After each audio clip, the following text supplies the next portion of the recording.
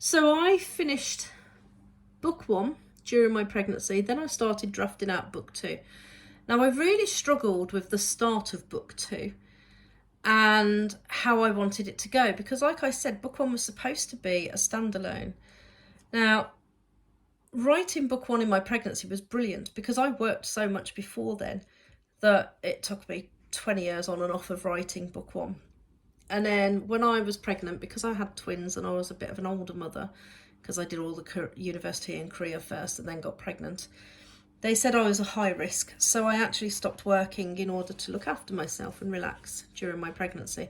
So I had the time to write and finally finished that book.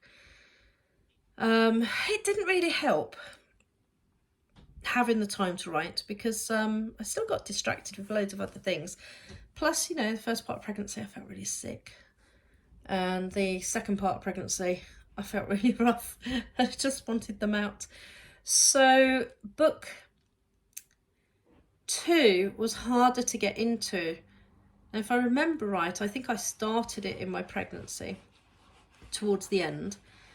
But then I had the twins and then I entered relentless hard work hell.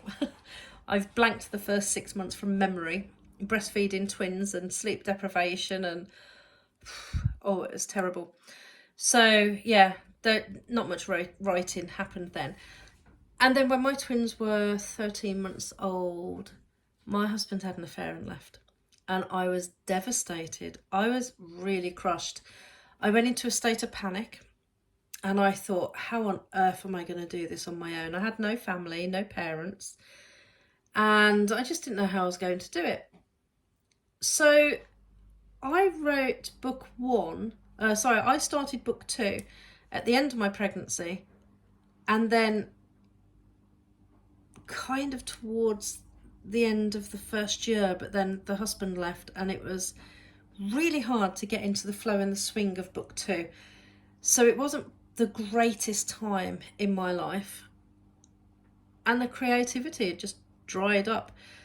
So I parked it for a while because sometimes you just can't write, especially if you have something crazy going on in your life.